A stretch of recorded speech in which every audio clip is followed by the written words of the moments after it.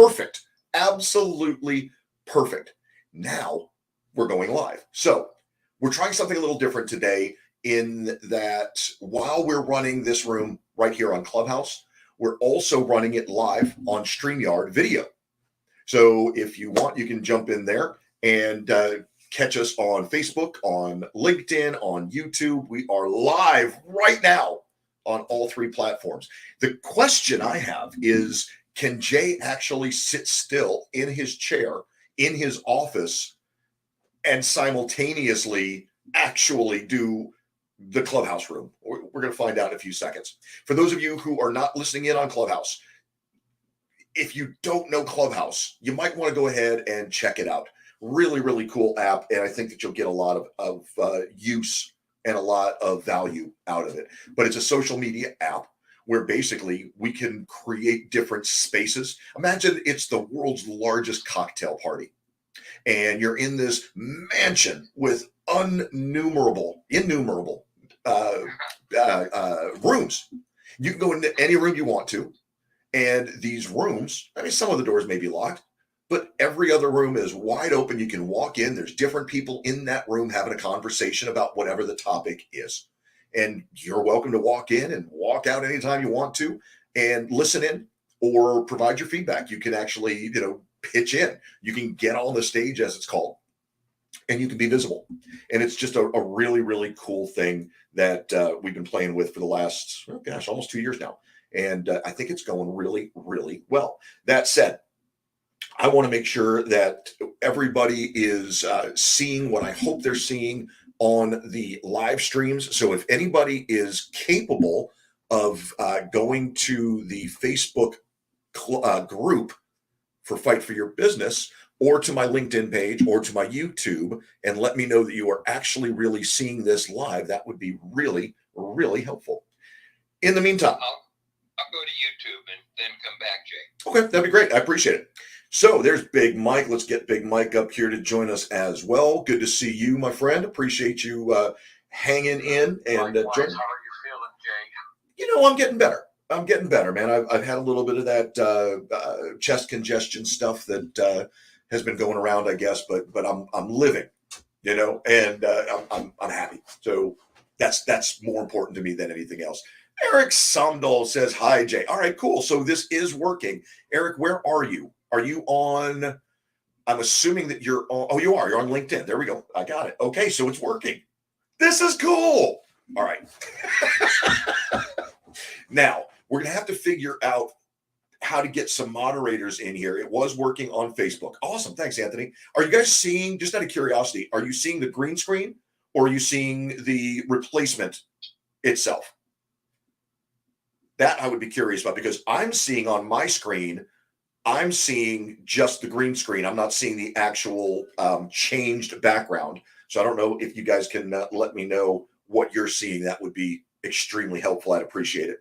So with that. Hey, how do I find you on YouTube? I went over there and I used the search feature. Yep. And Fight for Your Business and could not find you. Yeah, you won't. Yeah, it is green. Damn it, Eric. Okay. I'm gonna have to figure out how to fix that. Ron, don't worry about it. I've figured it out. We are live. We're on LinkedIn right now. But if you want to find me, or if you want to find the live stream on YouTube, on LinkedIn, or on Facebook, well, not on Facebook. Let me rephrase that. On LinkedIn. I wanted to do YouTube. Got it. Okay. YouTube, I'm at Jay Handler. LinkedIn, I'm at Jay Handler. Facebook, I'm at Jay Handler, but I'm not broadcasting live there. I'm broadcasting live only inside the Fight for Your Business group. So I don't know if that helps at all, but that's that. All right. So if anybody happens to know, Eric, fine. Go ahead, take off. If anybody happens to know how I can replace my green screen, I thought I had done it, but evidently it's not doing what I thought it would do and showing it. Virtual background, green. Guys, I appreciate you bearing with me here for a second, but this is important to finally get figured out, I think. That's not showing it. I don't know why. Oh, well. Regardless, let's get going. let's get going. We do things a little bit differently in this room. And again, I know this isn't going to make a whole lot of sense for those of you on LinkedIn or on Facebook or on YouTube who are listening in, but we do things a little bit differently here in the Fight for Your Business Club. Excuse me. Most every moderator in virtually every social media chat or social audio app is going to ask you to do a couple of things. They're going to ask you to share the room. They're going to ask you to get engaged. Well, that's great. But the challenge that we face is that when they're telling you to do those things, they're not explaining to you what the value to you is. It's real easy to see how that's self-serving, right? But I want to show you how you can utilize this on Facebook, on LinkedIn, on YouTube, on Twitter, on Instagram, and right here on Clubhouse if you happen to be joining us live there. So, Anna Lee, let's go ahead and make you a moderator. Anna Lee, are you able to like actually pay attention today, or are you multitasking? Today I can actually pay attention because the family have gone to the city and I am having a day off. Wonderful, wonderful, wonderful. Okay, so if you wouldn't mind, Anna Lee, I'm going to enlist your help. Again, I know you're just popping in, but I'm trying something new, and we are live on Facebook in our group. We are live on LinkedIn, and we are live on YouTube through StreamYard. And because I want to pay attention to the screen and not to the phone, if you can help me by moderating those folks that need to be mods and inviting those people that need to be up on the stage and handling some of that, that would be really, really helpful. No problem. Thank you. You're the best. It's Ron. I volunteered in a separate test session. Okay. Not your daily live session, to help you test all these venues, to enter them, to get clear about how to find you and play and pause and do all the usual stuff to go from person to person. I don't really believe in doing it live in a daily scheduled session. I think that kind of user testing should be done separately and conquered separately. It should be. And again, I volunteer to be helpful with that in any way you like. I appreciate that. And we will, I promise you this. I shouldn't be doing it this way. You're 1,000% right. However, we're messing around. So, I wanted to give it a shot and just see what would happen if we played with it a little bit. So you're right. I shouldn't be doing it this way, but I'm doing it. So there you go. With that said, again, welcome to each and every one of you. I'm thrilled to have you here, and we're going to have a lot of fun today here in the Fight for Your Business Club. And let's see if that changes anything.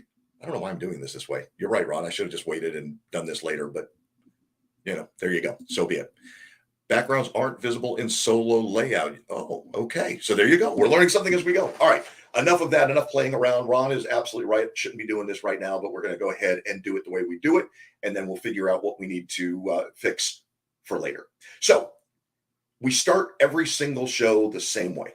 We start with a quote. And we start with a quote from the late, great Chuck Noll, head coach of the Pittsburgh Steelers back in the late 70s and early 80s when the Steelers were winning multiple Super Bowls, 4 Super Bowls in a matter of only a few years, back to back twice. Chuck was a master motivator. And one of his best quotes, one of my favorite quotes from him, is simply this. Chuck said, "Champions are champions, not because they do anything incredible, but because they do ordinary things better than anyone else will." Think about that. Champions are champions, not because they do anything incredible, but because they do ordinary things better than anyone else will. That tells us that we don't have to have superpowers. We don't have to be, bitten by a radioactive spider in order to be exceptional. We don't have to work 80-hour weeks. We don't have to work 12, 15-hour days to be exceptional. What we have to do is the ordinary things better than anyone else will. To me, that's liberating. I hope it is to you, but that is incredibly liberating to me. It says I don't have to bust my ass to be exceptional. I have to be better than the next guy, than the one following, than the one chasing me. So here in the Fight for Your Business Club, we try very, very hard to do things differently. We do things that are going to help our members, help our audience become champions. But again, I want you to focus on 30 seconds of activity at a time. Okay? So let me give you a couple of examples. Again, we're in Clubhouse, and most of the audience right now is in Clubhouse. So for Clubhouse, the very first thing that I want you to do when you come into my room or any room, whether it's Clubhouse, Facebook groups, a video, it doesn't make any difference, in person. The first thing I want you to do is get yourself visible. Get to where the eyeballs are, right? Get to where people's eyes are. I don't want you to be in the back of the room. I don't want you to be the last one to come and the first one to leave. I don't want you to be hiding. I don't want you sitting in the corner. I don't want you hovering around the food table. What I really want is for you to be on the stage. And if you can't be on the stage, then I want you to be as close to it as possible, because that way every eye is on you. Physically, literally, either way, doesn't make a difference. I want you to get visible. It's the first step in generating leads. And we're talking today about how to generate leads. So in order for people to see you, you have to be where you're visible. It's just that simple. And I know you're going to tell me, well, Jay, I don't like speaking in groups. I'm not comfortable speaking in public. I don't have time. I don't have the interest. I don't know anything about the topic. I don't have anything to say. Fine. No problem. Get where the eyeballs are anyway. You don't have to speak. You don't have to do anything outrageous. Just be visible. That alone is enough in a lot of cases. Think about it like this. How many people are you following on all of these different social media platforms? We're using Clubhouse as the example, so let's do that. How many people are you following? Go ahead and click your own profile, open it up, and see how many people you're following. Now, I want you to ask yourself this question. What percentage of the people that you're following did you follow just haphazardly, as opposed to finding somebody who was either speaking on stage, who had that green moderator badge, or who was hosting a live video, or who was putting out content on whatever platform you're on that you happen to like? That's where the likes come from. That's where the friends follow, the followers, all of those things. That's where your audience is built. So the first rule of generating leads is make yourself visible. I want you on the red carpet. I want you standing behind those velvet ropes. I want you in the VIP lounge. I want you in the reserved seating section up front, whatever it is. Once you've done that, the next step is to announce your arrival, right? Don't just walk in quietly and kind of sneak in. Announce your arrival. What does that mean? In Clubhouse terms, it means simply swipe right and introduce yourself. Tell me where you're from and what solution you provide, what problem you solve. That's it. That's all you need to do. If you're in a room like this, if you're in the chat, if you're watching on Facebook right now, if you're watching on LinkedIn, if you're watching on YouTube, go ahead and head over to the chat. And you know what you're going to find? You're going to find an opportunity. It's going to give you an opportunity to somehow, some way, reach out, introduce yourself. So find that way on that platform. Get into the chat and say, hey guys, Jay here from Greenville, South Carolina. I'm a business coach and a consultant. I work with business owners who typically are service providers and are new enough in their business that they can't quite figure out how to get to the next level. I help them build out the systems and the processes. I help them identify those things that they are doing that are slowing them down, wasting time, and not making them any money. That's good enough. You just have to announce your arrival. Think of it like, again, I say this every day in the Clubhouse room, but I say this because it's important. I'm consistent with it because I want you to learn it and I want you to do it, right? Introducing yourself with where you're from and the problem you solve gives me at least 2 opportunities to connect to you. And the more connected I feel to you, the more I know you, the better I get to like you. And eventually, that like becomes trust. And we all know what's next, right? We want people to know us, like us, trust us, and then pay us. So we've got to build that. The way we build that, first you get on stage, second you introduce yourself. But again, go back to the example I was about to give you. Every TV show, every movie that you've ever seen where there's a big ballroom and everybody's partying, there's dancing, there's music, there's food, everybody's talking and laughing and whatever the case is, until the trumpets blare. And after the trumpets, you hear the herald. Lords and ladies, may I introduce, presenting whoever the VIP is. And what happens? As soon as those trumpets blare, what happens?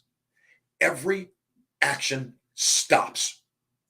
Everything stops. The eating, the drinking, the dancing, the music, the laughing, the talking, all of it ends right then. And all eyes turn to the staircase because they know that's where the grand entrance is coming.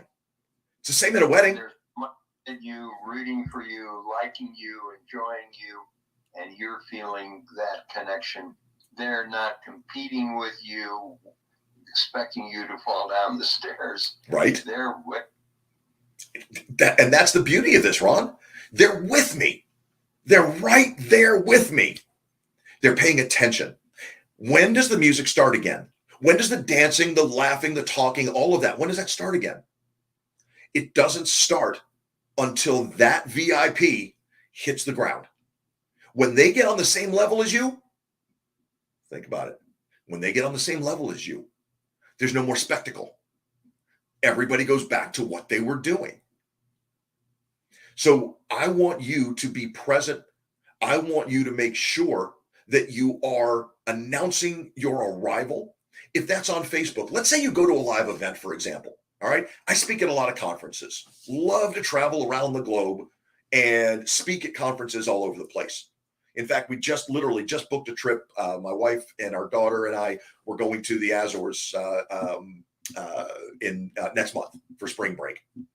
I love to travel. But see, here's the thing. My audience, those people who follow me, they follow me just like they follow you because they see you as a thought leader. They want desperately to learn from your example. They want to know what you know. They want to hear what you have to say. They want those golden nuggets that you're dropping at their feet.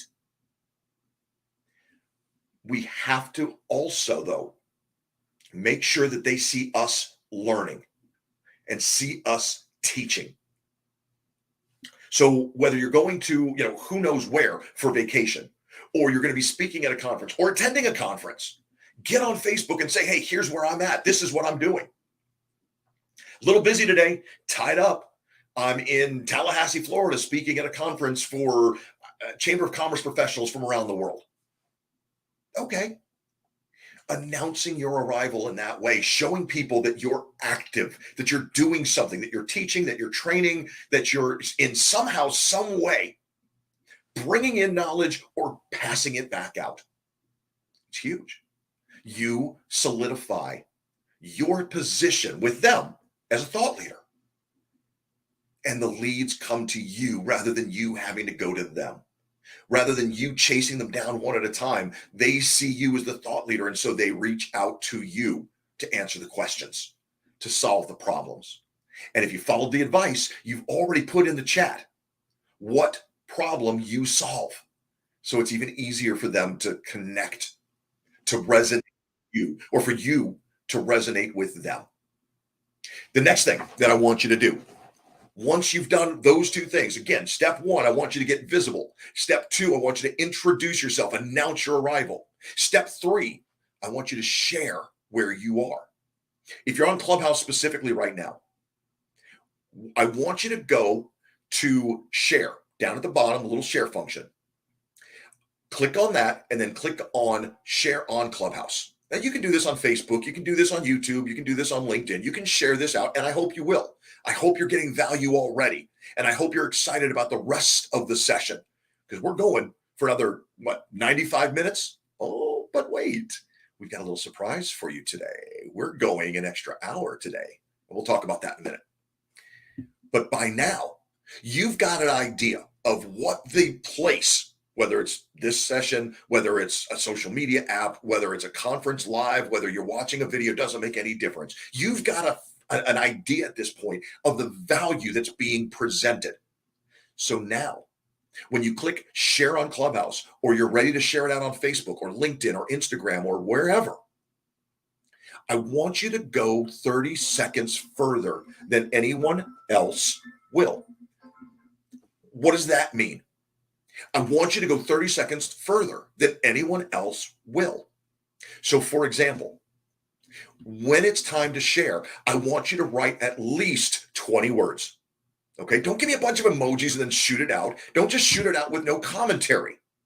How many times have you been perusing Facebook or LinkedIn or Instagram or TikTok, and somebody shared something, but they didn't tell you why they shared it? You look at it and you can't figure out why the hell they bothered to share it. You just scroll right on by, don't you? So let's not let the algorithm run us over. Let's run over the algorithm. We know, for example, on Clubhouse, that the algorithm is looking for 20 words. That's how it identifies an engaged participant. So when you're ready to share the room, type something in. Hey guys, you have got to check this out because. Come join us because. Here's what's going on. Man, Jay just said something absolutely stupid. You've got to get in here right now and help me defend against. I don't care.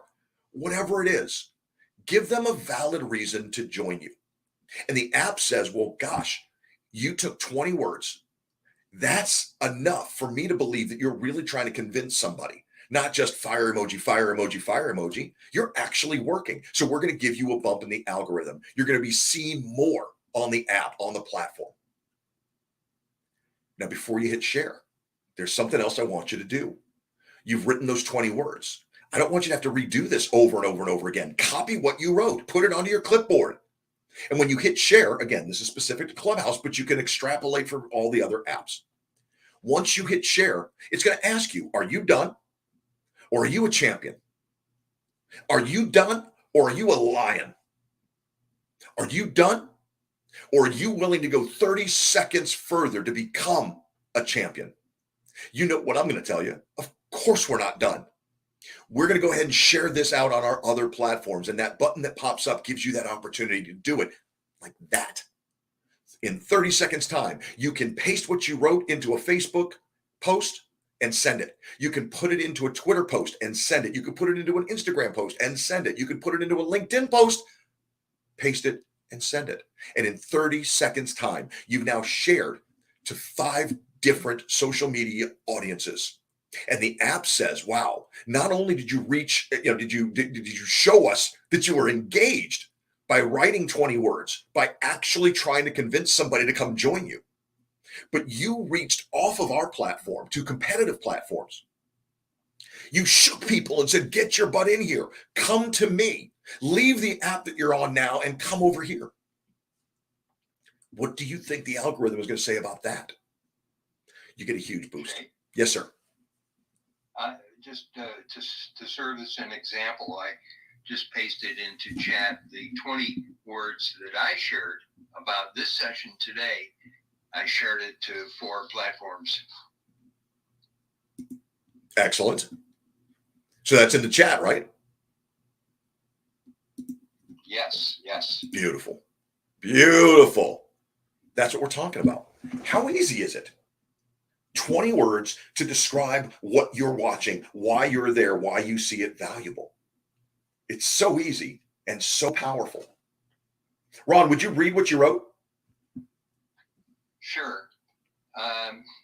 Here are the 20 words I shared to those 4 platforms. To Clubhouse, Twitter, LinkedIn, and Facebook. Here are the 20 words. Terrific, unique mentor, Jay Handler, interacts, with practical how-tos. Jay is a fascinating role model of tough love. See you there. Done. How easy was that? And thank you for the kind words. I certainly appreciate them. But how easy was that? And in 30 seconds or less, Ron, did it take you any longer than 30 seconds to type that out, count the words, and send it to those 5 different outlets? I didn't even need to type it because since I'm doing it every day I'm here, I had it in an email. So I just copied it from the email and pasted it here. There you go. Seconds. Champions are champions, not because they do anything incredible, but because they do ordinary things better than anyone else will. That's what Ron just did. He did something simple, something ordinary better than anybody else will. I don't know how you beat that. Great job. But let's go to you guys. I want to talk to you. I want to hear your thoughts. We're calling it, or the theme for the day, right, is your business is dead without leads. I've just given you some tips on how to actually make sure that you're presenting yourself the right way so that those leads will come to you. What are some other ideas? And again, Annalie, I'm not looking at the screen, so if you want to kind of handle the queue, that would be fantastic. But I want to know from you guys, what are you doing for leads? Or what questions do you have about generating leads in your business? Hi, Jay. Michelle here. Michelle! I'm so happy to be joining. Did you talk about Haro today yet? I have not. Okay, so for me, that is something I do every single morning. I have signed up to receive emails from Haro, which means help a reporter out. So every day I'll get 4 emails coming in, and then they'll come midday as well, as reporters are looking for experts to comment on subjects. And they'll use those experts in their articles, and you can be published in major publications around the world. So they'll have lifestyle as a subject. There might be 15 or 20 different questions that are out there, business, and they just divide it. So I actually can find things in different categories, from lifestyle to business. I just go through them all, and then there's one that's kind of just a mixed smorgasbord of questions that they have for the day. And you can go through it. The reporters will say, I'm looking for an expert on breastfeeding a child. And then if that's what you know about, then you go in, you find out what they're asking for, you write them back, and give a little bio about yourself, make yourself sound interesting, give some interesting feedback. And I like to try to come up with just simple text that they would use that's easy for them to capture, reuse, repurpose. And many times I'm picked up. So sometimes I never hear anything back about the article, but I've been picked up. I'm in the event industry. I've been picked up from Brides Magazine to People to all different things just from Haro. And it's so helpful. It's a great way to get published all over the world. And then when you're published and people get to know you, just like Jay was saying, you get leads and you earn trust because you're an expert. So people will come to you, they'll hire you, and grow your business. So that's my tip for today, Jay. Brilliant. I absolutely love that. Peter Shankman, who created Haro, Help a Reporter Out. I mean, he's since sold it and, made ridiculous amounts of money doing it. But when he created it, the concept again was really simple. He solved a problem, right? Here's all these journalists looking for leads, looking for, somebody to speak as the expert on whatever the category of the day was, whatever the theme that they were writing on was. And you had all these people who desperately wanted to be interviewed for magazines, newspapers, radio, TV, what have you. They put them together. Super simple. What a simple idea. I'll give you another one just like it. And I think it was absolutely brilliant. It's not something that you and I can use, but it's the same concept of solving a problem, finding a solution that not only solves one person's problem or one group of people's problem, but 2 at the same time. There's a good friend of mine by the name of Doug Peters. Many of you who might be listening in on Facebook or LinkedIn know Doug. Doug is running the Chamber of Commerce in Abilene, Texas these days. But when I met him, Doug was running the chamber in Fayetteville, North Carolina. And I don't know if anybody remembers this, but about 10 years ago, 12 years ago, the United States went into something called sequestration. And bottom line, what it was the military telling all of their civilian employees, hey, we're going to cut you out. We're going to cut your hours. You're only going to work 4 days a week. We need to save some money. So we're going to have everybody off on Fridays. Well, okay, that's fine and good. But think about this. What would happen to your family if your income dropped by 20%? What would happen to your income or to your family if your spouse's income dropped by 20%? And in some families, it was both, because both adults, both partners were in that same exact situation. Both government contractors, both furloughed on Fridays, and now 20% of both of their incomes has been lost. Doug realized that that was a huge problem. It was going to cause major, major problems in his community. But he also realized that a lot of the small businesses that he dealt with could use some help, but couldn't afford even part-time help. So what did they do? He created a matching program. He put these furloughed workers in touch with these employers who needed the help. 2 problems, 1 stone, done. The businesses were thrilled because they only needed to pay somebody for 1 day a week, which was perfect for them. And they knew that they were going to be getting a quality individual because these are people, most of whom have retired from military service. They're going to pass a background check. They're going to pass a drug test, and they're going to show up to work on Friday. And a lot of those people ended up staying, working with those companies and going full time with them because they were actually able to make more money long term than they would government contracting, which seems ridiculous, but it happened. So the point is, Michelle, I love HARO, Help a Reporter Out. I believe it's helpareporter.com, if I'm not mistaken, for those of you that are looking for it. But it is a fantastic solution to the problems of 2 different people. He just match made. Match made? Is that a word? It is now. Great, great, great answer. I love that. Who's next?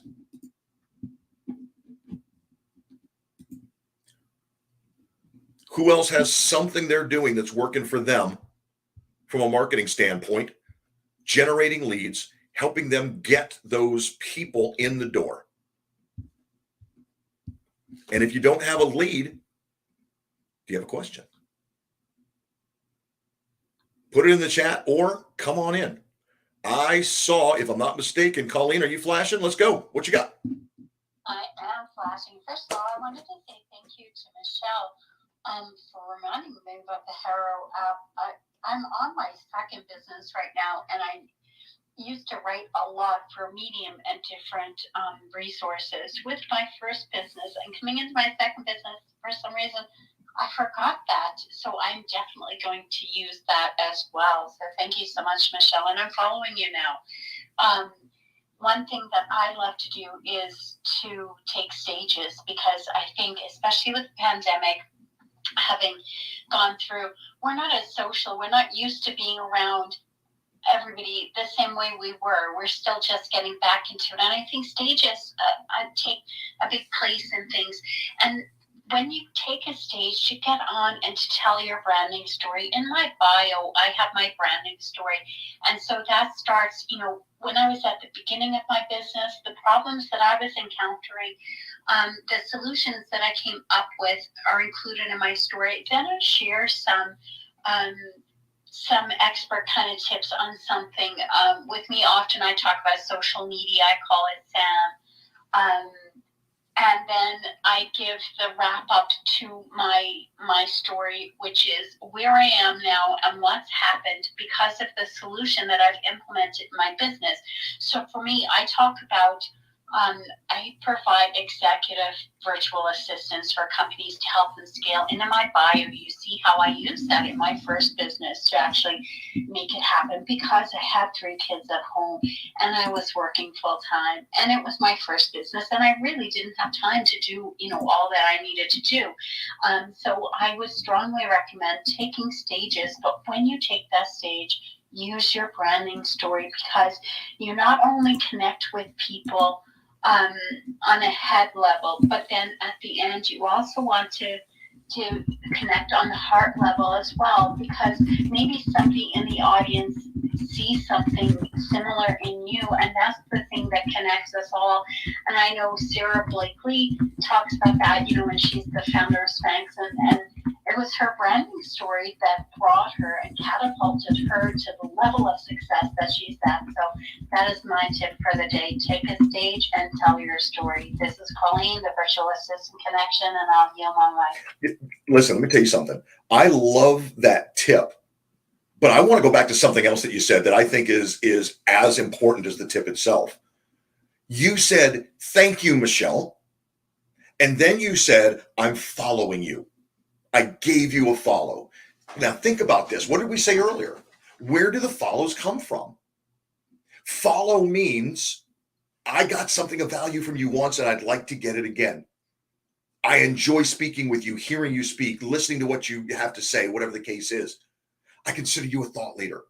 And that's why Colleen, after hearing a fantastic suggestion from Michelle, said, hey, listen, thank you for giving that suggestion. I got value, and I'm going to go ahead and give you a follow as well.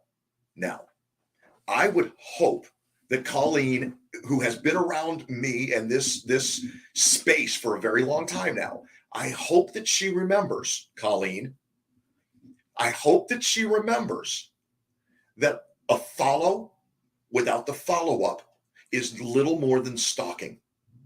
So let's go do the 30 seconds extra that are going to make it stand out. Okay? What I want you to do, and I'm sure, again, Colleen, tell me if I'm wrong, but I'm sure she's already done it. When you follow somebody, Facebook, LinkedIn, Twitter, I don't care where it is, reach out to them and introduce yourself. Go to a separate platform if you can, because now you've got that person not just here, but also over here. For example, if you're on Clubhouse right now, you can find Michelle's Instagram link at the bottom of her bio. So go to Instagram, give her a follow there as well, and then reach out to her on the DMs and say, hey, listen, I so appreciate what you said. Thank you for that tip on Harrow. Whatever. Introduce yourself. Start a relationship by starting a conversation. I want to ask you, again, doesn't matter what app you're on watching this, how many people follow you right now? Just go ahead and take a look. How many people on this app that you're listening in on right now follow you? And then I want you to think to yourself, what percentage of that number then reached out to introduce themselves to you? It's going to be a super, super low number. Typically, I'm going to tell you it's 1% or less. Anybody having a significant amount of success above and beyond maybe 1, 2, 3%? I've not heard it. Not too often anyway. The point is, you can stand out. You can be a champion by doing something that takes 30 seconds. Reach out to them. Reach out to them on a second platform and DM them. Tell them why you chose to follow them. Thank them for whatever golden nugget you got from them. Tell them how you think they can help you or how you can help them, whatever it is. But here's the caveat. Don't you dare, and I mean this sincerely, don't you dare send a DM that says hello or hi. Why not? Why shouldn't you do that? Anybody? Well, you could be a bot, but the other reason is it's just so uninformed to not introduce yourself, to say what impressed you, why you're contacting them, what you'd like to do. There's just no incentive for the recipient of hello to take any further action. Exactly right. Exactly right. The most important problem that I have with it, the most significant problem that I see with it is, again, you really aren't giving me an opportunity to get to know you, because as soon as I see hello or as soon as I say hi, I assume that's spam. I delete that. I at least delete it, maybe even block the person, because I know that what's coming next is a solicitation for something that I'm not interested in. Don't you already do that? I mean, I do. I do. I do as well. What if that person doesn't have a lot of confidence? What if they have low confidence? You know what? If they've got low confidence, I get it. But you still have to introduce yourself. You're going to have to get past that. I mean, there's just no way around it. You've got to get past that. You know, even if you just said something as simple as, hey, great sharing Jay's room today. Easy enough. Easy enough. That at least starts a conversation. It allows me to see, well, who is this person? Now I'm going to go click on your profile to learn more about you so that I can respond in a logical way. But without that, what am I going to do? Hi, hello. What am I going to do? I'm going to reply back, hi. And then what? You didn't put anything. I didn't put anything. There's nowhere to go from there. There's no starting point.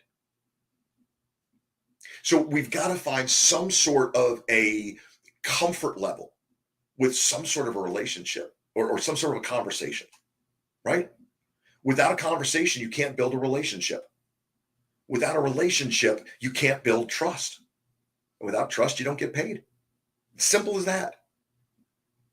Simple as that. I heard somebody come off mic. Who was that? It's me. It's Colleen. Hey. The virtual assistant connection. So I just wanted to add to that a little bit.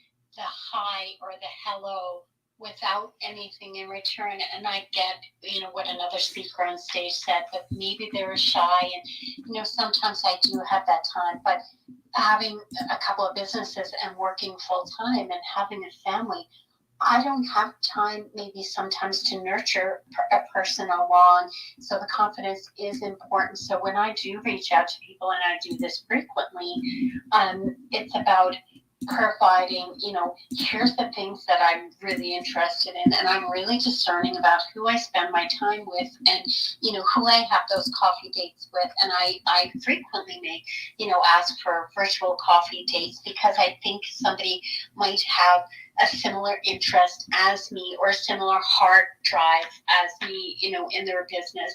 And so here's the things that I'm interested in, because I don't want to waste anybody else's time either when I reach out to them. This is Colleen, the virtual assistant connection, and I'll yield my mic. I think that's great. I mean, listen, whatever we have to do in order to introduce ourselves in the right way, to get ourselves up, to get that foot in the door, I mean, that's the beginning. And, what we're really trying to do here is create what I call a position of thought leadership. We want to make you stand out. We want you to be above the pack, right? That's why we talk about the visibility all the time. That's why we talk about, announcing your presence or announcing your arrival. We want you to stand out from the pack, because when you do, you win. It's just that simple. I give an analogy, and I hope this will make some sense to you. If you've ever seen a graduation ceremony in the military, right? Basic training, boot camp, whatever they call it in their particular whatever, right? A graduation ceremony, and you've got a couple hundred people lined up, and they're in formation, and the formation is clean, right? Everybody is perfectly aligned except for that one person. One person out of 200, 300, 400, 500 people is a quarter inch off, left or right, front or back. How easy is it to spot that person when everybody else is absolutely perfect and one person is just a little bit off center? How easy is it for you to see that? All we have to do. If you're looking for imperfections, you're going to find imperfections, no matter what. Well, and it's not about imperfections, though, Mark. Yeah, but listen, it's not about finding imperfections. It's about standing out. Now, in that case, it would be an imperfection. I get you. I'm with you there. But the reason I'm talking about this, the reason I'm bringing this up, is because it's not about the imperfection. Okay, it's about a conscious decision, intentionality. Right? If we are intentional about our actions, then we have a better chance at our call to action being taken. We're going to have a better chance at our prospect doing what it is we want them to do next. The only reason I'm putting this out there, the only reason I'm talking about that formation is because I want you to see how easy it is to spot the one thing that's just a little bit askew. So now when you start considering, okay, well, how do I show up? How do I present myself? All you have to do is stand out that little tiny bit, that quarter inch, and you immediately become sort of extra visible, right? You stick out like a sore thumb, or in this case, a really cool thumb, because you're sharing great knowledge, you're sharing great information, you're sharing your soul, your attitude, whatever it is. Standing out from the crowd is essential, and it doesn't take much. That's the whole point. Does that make more sense, Mark? Yeah, that's something I've never had a problem doing. No, I imagine. You stand out, brother. You stand out vocally. You stand out mentally. You stand out emotionally. I mean, you're one of those people that commands a room. There's no question about it. We've got to be able to do that. What else? Give me another one. Who's got a tip, a trick, a strategy, or better yet, a question about lead generation?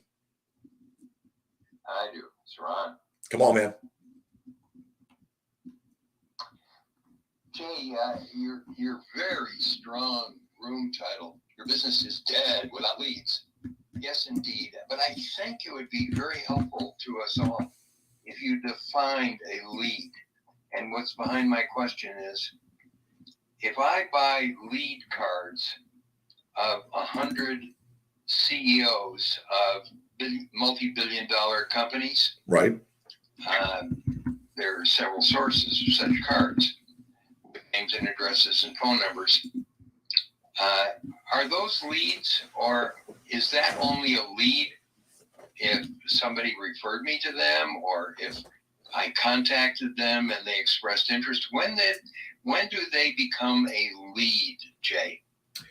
So you could ask 100 people this and you'd probably get 20 different answers. Right? To me, what you just defined is a suspect. Okay? Suspects, prospects, customers. Yeah. Suspect is somebody that, might fit your profile. They might be a great customer for you, but you really don't have enough information yet to determine if they're truly a prospect. Do I need to weed these folks out or not? Is this somebody who can and will buy my solution to their problem? Is this somebody who even has that problem and needs a solution, much less willing to pay for it? So I would say that the description that you just gave me is basically a prospect. A suspect. Yes, I've always called them a suspect too. But now to burn in the clarification, you know that I have a project where I approached 20 CEOs of multi-billion-dollar companies who never heard of me, never heard of the company I was representing. And I got 70% of them to agree to assemble all their vice presidents, Andy Grove and his 15 vice presidents, for a 2-hour meeting, a group presentation, which I gave, and a group close. So you see, I wasn't referred to Andy Grove. I had a lead card that said Andy Grove and his phone number on it, but I had a process that gave me a 70% acceptance rate on meetings. So what is this? Was Andy Grove a lead given that story, or was he just a suspect and I had a process that instantly turned him into a lead? Well, knowing you as I do, I know that you had a process that turned him into a lead. He didn't have to do anything to do that. You had to do it. Your actions turn him from a suspect to a prospect to a lead to a client, right? That's your actions, not his. He's going to be a suspect until you do something. But I know you have a process. I know that you warmed that up. I'm sure that you started off with some very gentle, conversation starters. I suspect that you started off by introducing yourself probably via email. I'm just guessing, maybe a phone call. But, those guys are going to be tough to get on the phone right away if they don't recognize your name. So I'm guessing that you probably started off with some sort of an email, and you probably, I'm guessing, had a call to action at the end of that email that said, listen, if you're more than a suspect, if you might just be a prospect, do this so that I know. And again, you didn't word it that way, I'm sure. What you probably did, though, is left them with a call to action that would help you to either disqualify or continue to qualify that particular lead or that suspect. Once you had enough information to believe, okay, this person does have the problem that I solve. They do have it. And not only that, they have the resources to solve the problem. They have the money to pay me. And I have access. All of those things and several others go into determining, is this really a prospect? Once you've got that down, it's about digging in and starting the relationship, which turns somebody into a lead. Indeed, you and I are utterly resonating on this. But I didn't have to qualify them. I bought leads for CEOs of multi-billion-dollar companies who were chip makers, like Intel and all Intel's competitors, and that made them qualified for what I was selling. Then I had a tremendously powerful positioning that made it irresistible for them to accept the offer to have the meeting and bring all their vice presidents. That was an act of high strategic positioning. Let me ask you a question. So I guess you might say they were a suspect. Then they heard the positioning on a voicemail or through their executive assistant, or they answered the phone and talked with me directly, which rarely happened. And they then, once they heard the compelling brief description, which carried the positioning and the irresistible offer to have this meeting with their 15 vice presidents in Andy Grove's case, then they immediately turned into a prospect. Is that at that stage, would you call them a prospect because they accepted that meeting, Jay? No, I think that's a lead at that point. A prospect for the solution that my sponsor was selling. They were only a prospect for the information that my compelling brief description offered to give their team. I suspect the latter. What I would think happened there, and correct me if I'm wrong, but you bought this lead list, right? Which we'll call a suspect list. My guess is that those were suspects because there was information that you could pull this list from, right? You could pull CEOs, you could chip makers, all chip makers, all president CEOs. You could pull that list, but were there other qualifying factors that you wish you could have pulled from that list, but that's just not included in the list? Were there other things? No, there weren't. And the 70% acceptance rate tells you that it was a very targeted list. Then the way I would look at that, then you didn't start with suspects. You started with prospects.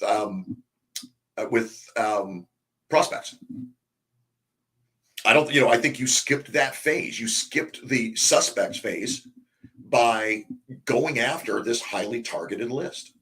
Now you know these are all people who are capable. You know they were, I think you said Fortune 500 companies, so we know that they have the cash. You know that they'll pay for a solution to a problem that they agree they have. You're virtually assured, if they're in the chip making industry, that they have the problem that you can solve. So I think you kind of hopscotched, if you will, over step one, which is great. If you can do it, why not eliminate a step? Simplify the process, right? But I think that's what you did. I think that you started with prospects, you converted them to leads, and then you had a closing opportunity, because a lead gives you the opportunity to present, and the presentation gives you an opportunity to close. Mm-hmm. Good. I think that was important for you to clarify that. And I'm with you. Awesome. Awesome. Awesome. Awesome. Who else? I have a question. So, speaking on behalf of the organizationally challenged, leads are terrific unless they are piled up on little pieces of paper on one's desk. My question is, in terms of system, keeping leads, prospects, opportunities, et cetera, organized, moving them through a funnel, what would you recommend? Say that, put that a different way. I want to make sure that I understood the question. Okay, so in terms of organizing, keeping your leads, your prospect, your opportunities, Right. in something, in software, in some method of keeping names, of keeping opportunities, of moving them through a sales funnel, rather than, for me, for example, I have little pieces of paper with names on them. And I'm like, okay, do I put this in an Excel sheet? Do I do this with it? Do I do a CRM? You have to be able to work those leads, and it has to be in an organized fashion. And for me, user friendly is super important. So do you know of anything out there that you would recommend? Yeah, there are. Can I jump in on this one? Go ahead, Mike. Yeah, hey, Kristen. What I would do is use a CRM, because in my media agency, we use a CRM, and then what we're doing is we're targeting people with different companies and stuff, and we're able to get the names of the presidents and the CEOs from those CRMs. Then we can send them an email and stuff and try to solicit our business and try and get leads from them that way. But I would try a CRM, would be your best bet to start off with. Yeah, I would absolutely agree 1,000 times over. You really must. I mean, I know everybody tells you what you must have. I think every business needs a CRM, because otherwise that's what you end up with. You end up with a bunch of scraps of paper, and how on earth are you going to keep up with all of that? I mean, eventually you're going to have enough information on that piece of paper that it's not going to be large enough to hold anything more. So finding a CRM is, I think, vital. Now, there are a million of them out there. Okay. And I don't necessarily have a preference. The best one that you can possibly get is the one that you're going to use.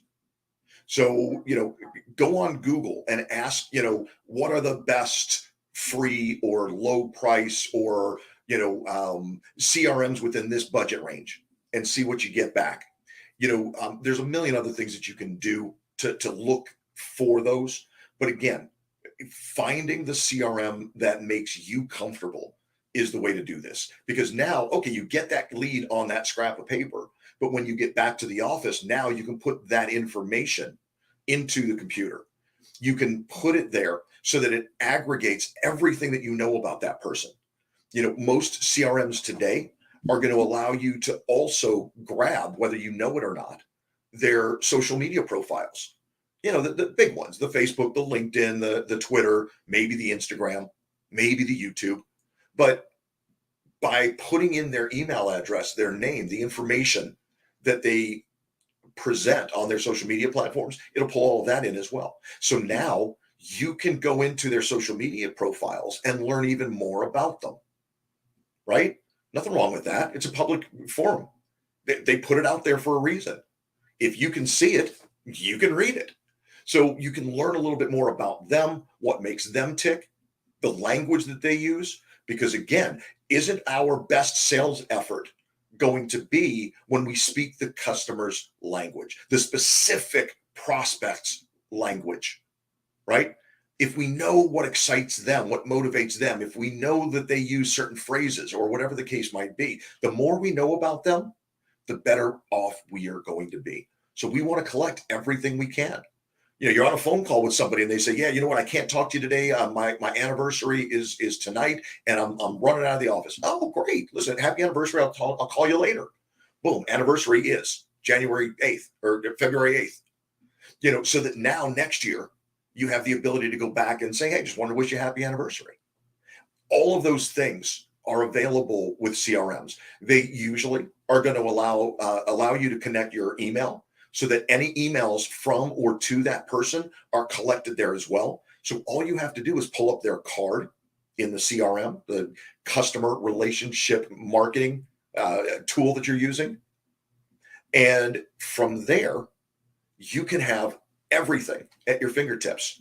Somebody calls you randomly, like, oh man, who is that? Great. I just go into their card. Boom. There it is. Oh, it's Kristen. I remember Kristen.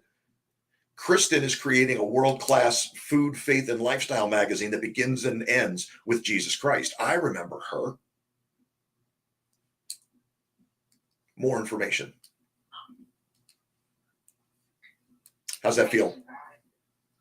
Yeah, I got some more information for her, Jay. Please. Hey, Kristen, I sent you a back channel with a link and stuff of a couple of them and stuff. But also, I would recommend another one called Keep, KEAP.com. They will let you do a free trial on it. And if you liked it, then you can contact them and buy it. So, KEAP.com. We use it, and it's probably one of our best ones and stuff. We also use another one called Monday, MONDAY.com. I would. Thank you so much, Mike, I would tell you, for Kristen's position, for where she is right now, Keep is a luxury. I mean, it's the Ferrari, right? For those of you who are familiar, Keep is the former Infusionsoft. Okay, so you're talking at full boat, with all the bells and whistles that it offers. I mean, you could be at $300-400 a month.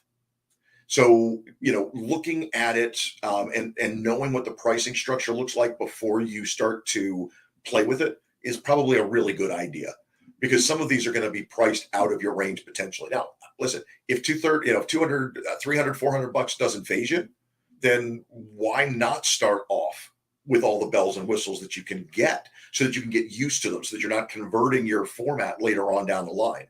Let's not duplicate effort if we don't have to, right?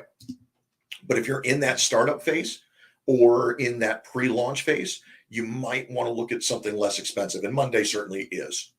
Well, I shouldn't say that. Last time I looked, Mike, Monday is considerably cheaper than Keep, I think. Yes? Absolutely.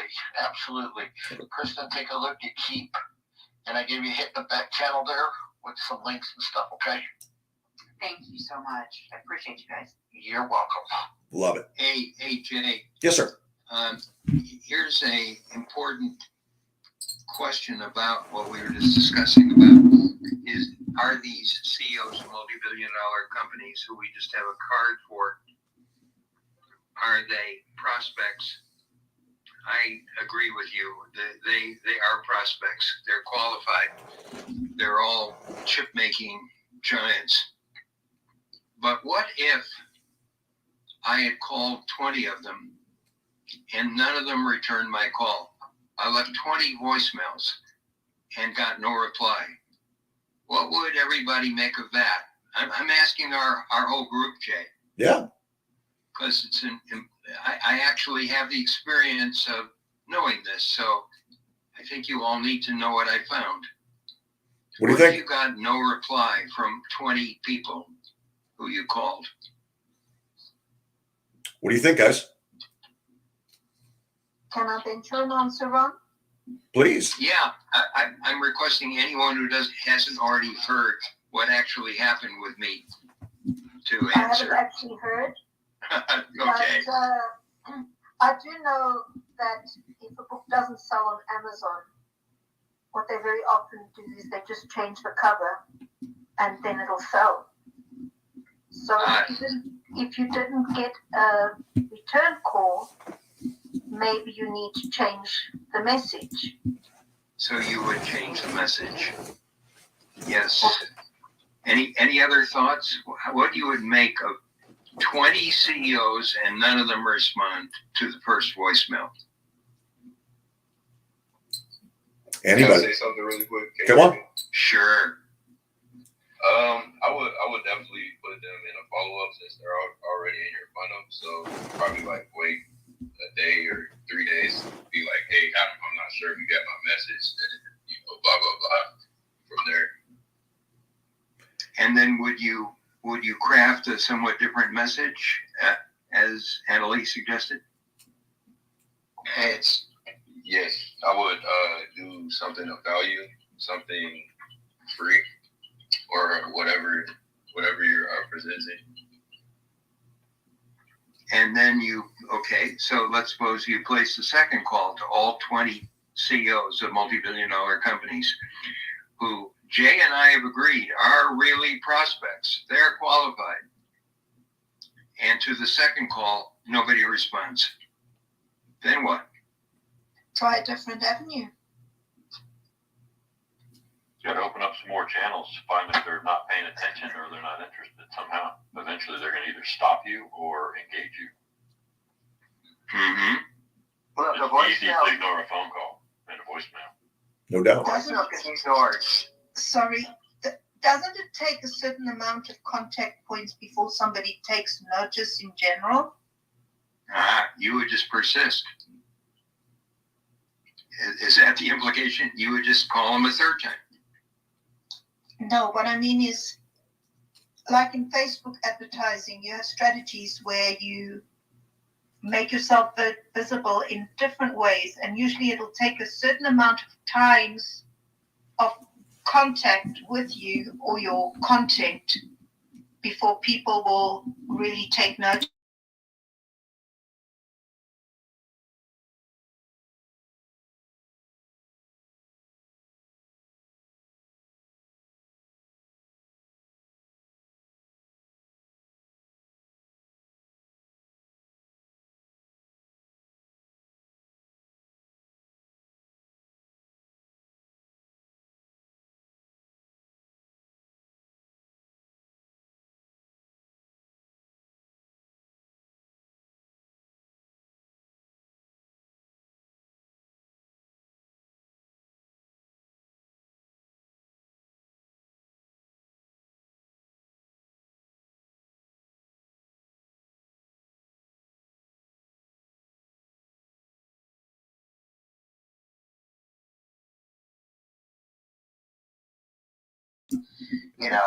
You can get rid of an email. You can, you can hang up on a call. You can ignore a fax. But the hardest thing to get rid of is a body. Well, you can get rid of a body, but that would be more like the Sopranos move.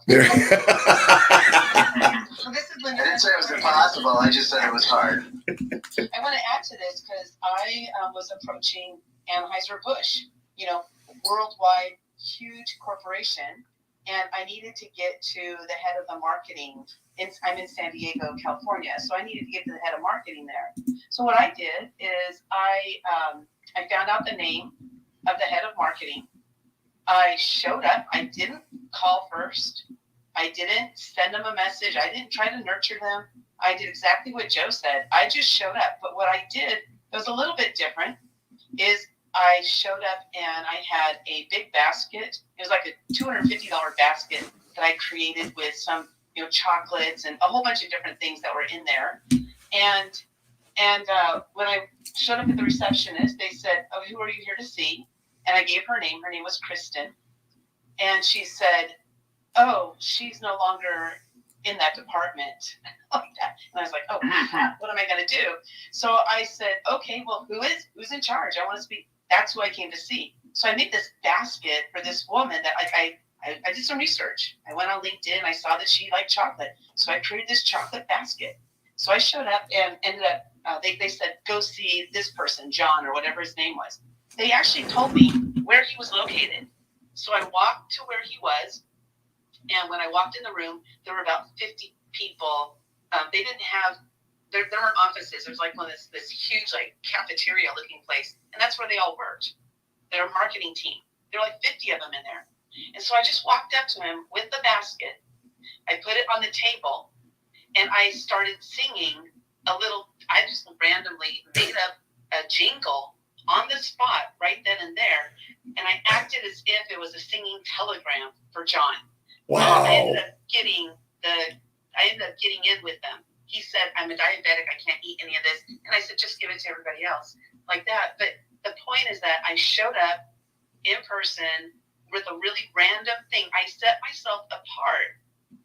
Was I terrified? Yes. But I did it because I wanted it so badly. So how are you going to stand out? An email? It's not really going to stand out. It's probably going to their spam. I worked at huge corporations and I was a secretary. The secretary is your first line of defense. You don't send it straight to number one because those emails are most likely being read by the secretary anyway. And so really it's connecting with that assistant. So anyway, that little guerrilla marketing technique I used, it worked. And it does work sometimes. Sometimes it doesn't. But be persevere. It does work. It does work. It can work. The challenge that you've got is that in today's day and age, so much work is handled digitally that showing up at somebody's location isn't necessarily the easiest thing, right? Or the best way to do it. But I would take a couple of things that you just said, and I would incorporate them into a digital or at least a no touch situation. For example. A million years ago, when I was in radio sales and sales management, I was a mid-level account manager for the number one sports talk radio station in the state of Arizona. And I was having a tough time getting through to 2 or 3 of my absolute whale prospects. I mean, these are big spenders that I wanted to reach. And I was having a tough time getting through the gatekeepers. I just couldn't get, I mean, nothing was working. And so I tried something a little bit unusual. I tried what, a lot of people refer to as lumpy mail, whether it's something that has a third dimension to it, right? You can send a letter. That's great. You can send an email. That's okay. But something tangible that they can hold and that isn't the normal everyday, hey, this is, I know what this is. I know who this is coming from. This is a sales piece. What I did was I found 3 yardsticks, right? I don't know why I'm doing this because that's not a yardstick. It's much longer, but you get the point. I found 3 yardsticks and I wrote in big Sharpie. I mean, I sanded down a little piece so there was a blank spot and I wrote on there, for results you can actually measure, let's talk. I mean, it was something along those lines, and it had the call letters for the radio station. And I put it into this triangular FedEx box, and I sent it directly to the top person in charge. The assistant, the executive assistant, the gatekeepers, whoever they are, they're not opening that package.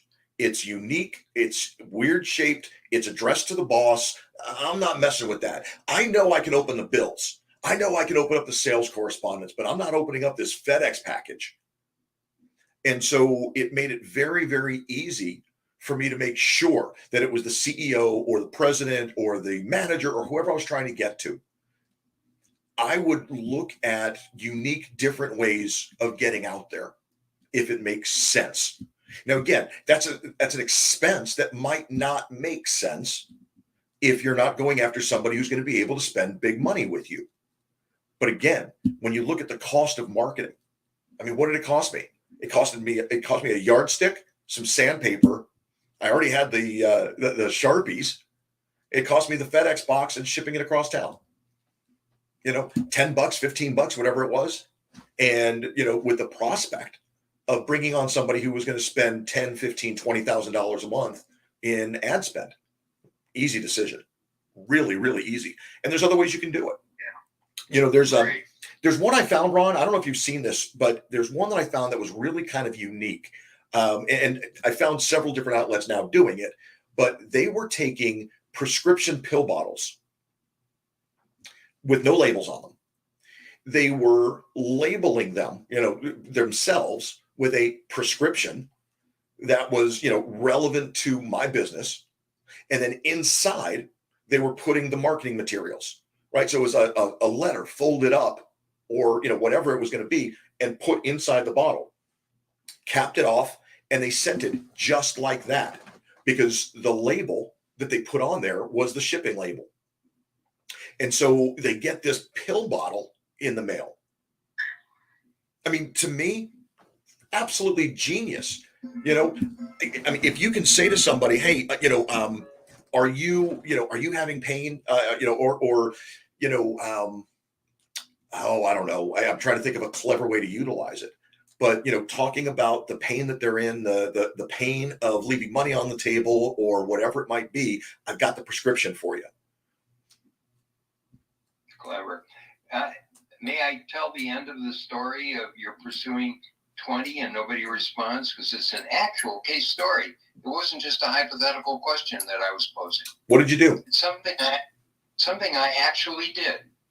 I called 20 CEOs of multi-billion-dollar chip companies, including Andy Grove, and I left voicemail messages or a message with their executive assistant, and nobody responded. None of the 20 responded to my first phone call. None of the 20 responded to my second phone call. None of the 20 responded to my third phone call, which we didn't get to before. And I just kept shifting the message slightly.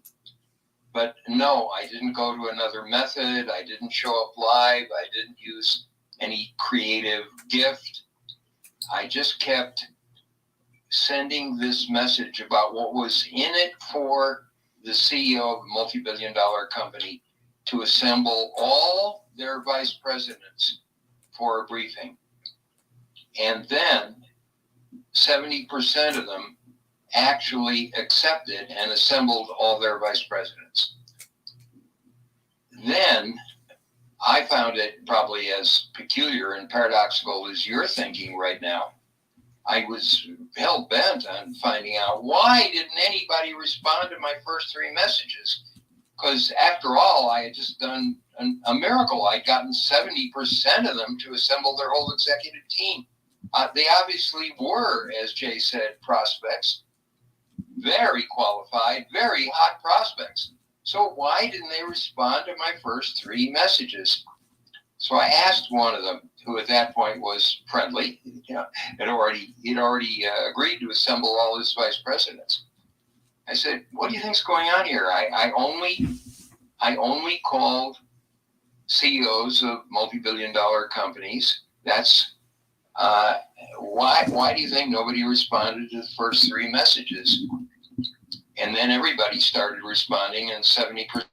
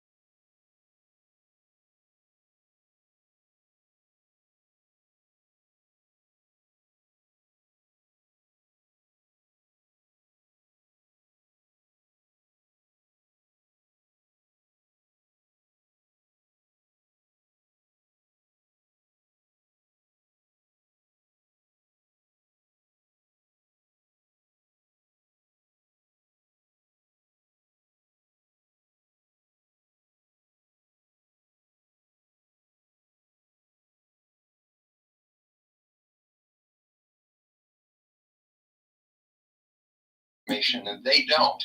The competitor, in this case, gets to market faster with their latest chip design, and they lose. It could be a survival issue. It could be for Andy Grove. I know this may sound outlandish. It could be an issue of the survival of all of Intel to not get that briefing while the competitors are getting it. I think that's why he assembled his 15 vice presidents. I think you're right. Couldn't afford to take the risk that the competitors would have the information, and he didn't. Now, of course, I had to be leaving a message about what that information was. That had better be a great message.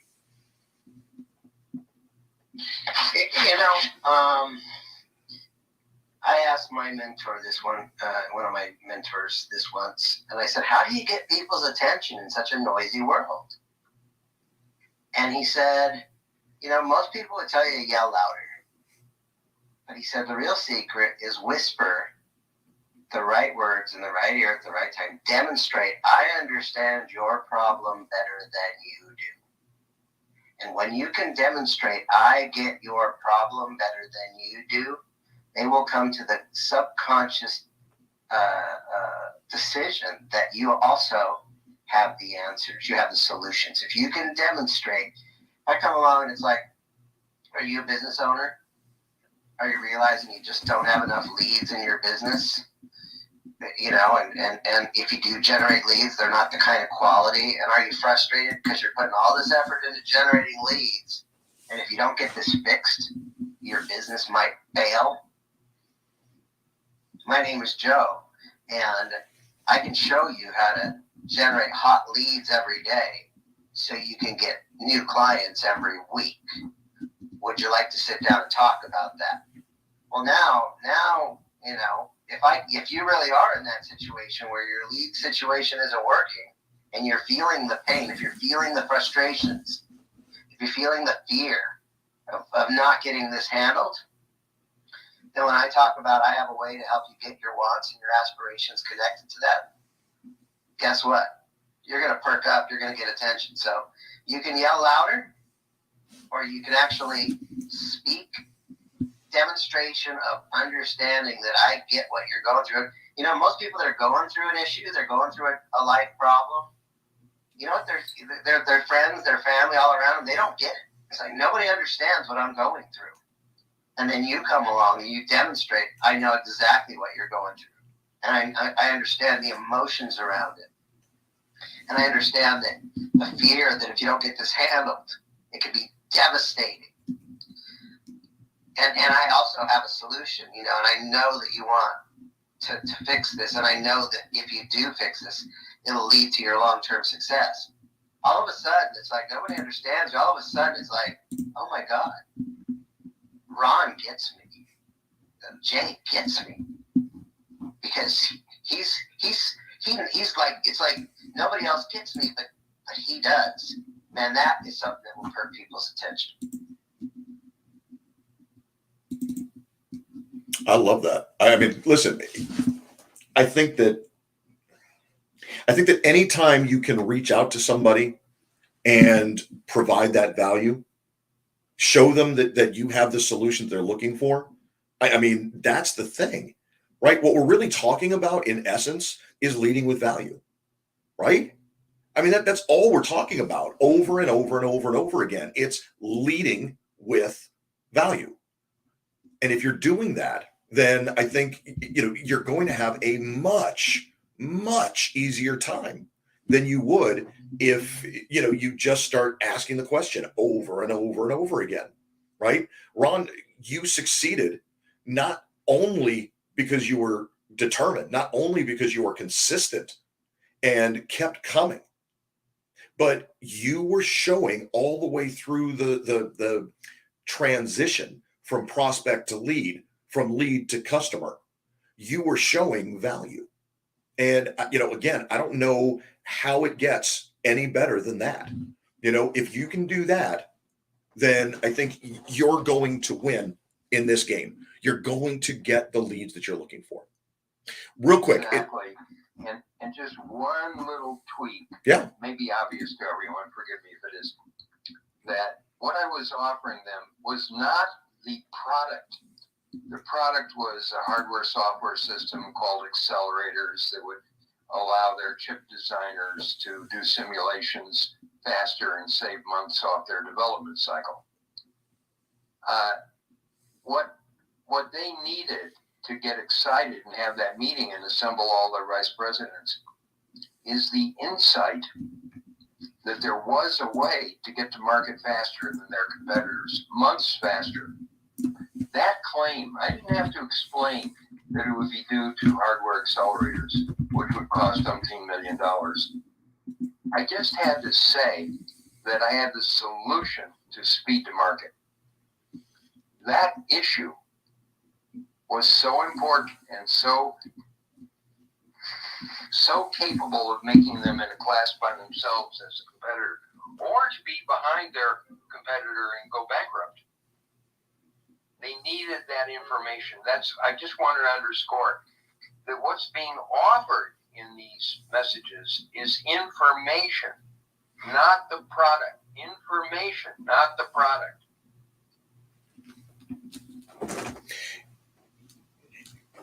And again, it's about the solution. I mean, we keep going there. We keep saying it over and over again. At some level, you've got to understand that's what it's all about. It's the solution that you provide. That's how they know whether there's value there or not. It's the value that they provide. That's how they know that you have a solution or not. They go hand in hand. Real quickly, because it is the bottom of the hour and we haven't done a room reset. Annalee, if you could slap up jhandler.com for me, I would certainly appreciate that at the top for the pinned links. For those of you that are listening in on Clubhouse, for everybody else, just bear with me for a second. I want to remind you that if the type of training, if the type of consulting, coaching that you're hearing, excuse me, here today, if that makes sense to you, if it resonates with you, then we've got an incredibly special offer that I want to make to you guys. And we're not making this anyplace else. This is, at least for now, this is a live only offer. Okay. So here's the way it works. What we're offering is a membership in my group coaching program, the Acceleration Academy. Now, calling it a group coaching program is a little disingenuous because it's really more than that. It's really more of a hybrid coaching program. What I mean by that is we employ at least 2 and maybe 3 of the different modalities that most coaches bring to bear. So we've got recorded content. Yeah, absolutely. There are videos that you can watch that are going to help walk you through your mission statement, identifying your target market, your ideal customer profile, figuring out where to find them and how to message them. All of that available on these recordings in the member area. But on top of that, every single week, you're going to get group coaching. We get together Thursday nights for 3 full hours from 6 p.m. Eastern until 9 p.m. Eastern. If you can't make it, that's okay. We record them and we put them into the members area as well so you can watch them after the fact. But we spend the time not only growing our community, making sure that everybody is understanding who else is in the room so that we can refer one another back and forth, but so that we can also hold each other accountable. And in the second half of those sessions, we're spending it on education. We're spending it on me giving you the information you need to build a better organization, to better serve your clients, your members, your customers, whatever you call them in your industry. On top of that, if you were to go so far as to join the VIP program, when you click through, you'll have an option. If you decide to join the VIP program, you're going to get, in addition to all of that, a Tuesday session. We do Tuesday nights from 6 to about 7:30, where it's an actual workshop for the VIPs only, where we're really getting down to the basics, I shouldn't say the basics, but we're getting down to the actions. We're doing, not just talking, we're doing. And the biggest bonus of all is that everybody who signs up under the VIP program is going to get 1 hour on a Zoom call every single month, minimum, We might do 2 calls, 3 calls. We'll do whatever it takes, but you have access to monthly calls with me on Zoom, one-on-one. Not some coach that I've trained, not somebody that I've certified as hey, they run my system. You and I, one-on-one, face-to-face, doing it together. If that is appealing, if that makes sense, if that kind of approach will help you grow your business, if that will help you to qualify and disqualify leads more quickly, if that will help you to identify your mission, your market, your medium, flesh out your message, raise your prices or set prices, whatever it is that you're looking for.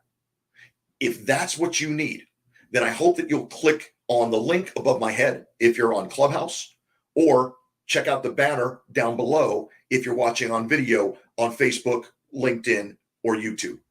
The special offer is just this. I'm going to give you 1 full week to check it out, to see, is it right for you? $1. Everybody in here has $1. Now, do me a favor.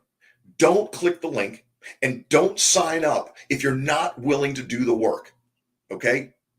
You can pay me $1. That's great. I would love to have you join the group. But if you're not going to do the work, then I'm stealing that $1 from you. And I don't want to do that any more than I would steal your one-on-one coaching call payment, or an annual program that I put together for you, or whatever the case is. $1 for 7 days gives you the opportunity to try out every single one of those features, including a one-on-one call with me if you sign up for the VIP trial. That's it. Let's keep going. But before we do, I want to close out the room. We've got 30 minutes left, but we don't. We actually have an hour and 30 minutes left, because we've got something special coming up for you at the top of this hour. I'm not going to tell you what it is, but we've got something really, really cool that we're going to do. We're going to extend by 1 hour today.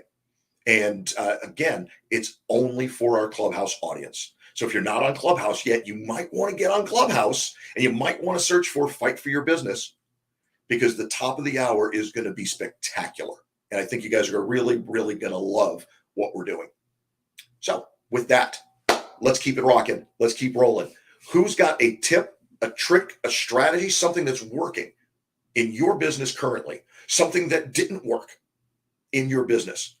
Who has a question about generating leads for your organization? Anybody? Take or unmute and let me know. Who is it? Hey, Joe. Come on, man. What you got? There's this movie, Glengarry Glen Ross. It's like, these are the Glengarry leads. You don't get them. They're for closers. And then he says something, and it's really an obnoxious salesman, because you don't get them because you wouldn't know what to do with them. And that's actually pretty damn valid. Okay, let's just assume you had 100 leads a week coming in. What's your process to handle the follow-up of those leads? I was on I advertised, I generated leads. I was on a chat with somebody in Messenger, and it was going very well. And I was following a process to the T. And something happened, and he goes, "How much is it going to cost to participate in this scam?" It's like a knife in my heart. I'm legit. That's what I wrote. I'm legit. And you know what? There's nothing I think I could. I actually did a pretty noble attempt at trying to turn that around. But, there's a saying, no trust equals no sale. And we are living in a time where there's an epidemic of distrust. Because I get hit by scammers all the time trying to, get into my world and sell me their, thing that will not get me a result. Okay. So, this guy though, I didn't cold approach him. He raised his hand. And so it's really important that when you generate a lead, if you generated 10,000 leads a day, that's actually a problem, because those leads would be cold before you ever even got to them. So there is such thing as too many leads if they're low quality. there is such thing as, what Ron had. He had, 20 really good leads of billion-dollar executives. How do you get them to respond? And so, leads is not the only, yes, your business is dead without leads, but if you drop the ball on if you don't know how to handle those leads, your business is also dead. And so, I walked away, one of the things, that was kind of that was a non-sale yesterday when I was in that conversation with him. I was like really proud of myself because I'm following the process. I've got a grid. I'm following the process. Everything's going right. And then it's like, what kind of scam is this? And I'm glad I found out that he was tainted that way because he wouldn't have been a good client. And here's the truth. 50% of the leads you generate will not buy from you and they will not buy from anyone. That's just the nature of leads. Okay? Of the other 50%, the ones that will buy, they'll buy from somebody. 15% will buy now, meaning 0 to 90 days. And the other 85% of the buyers are the later buyers. And they will buy from you or somebody else in 90 days to 1 or 2 or 3 years out. And so here's 2 good questions. Number 1, do you have a method in place to sort out the now buyers from the later buyers?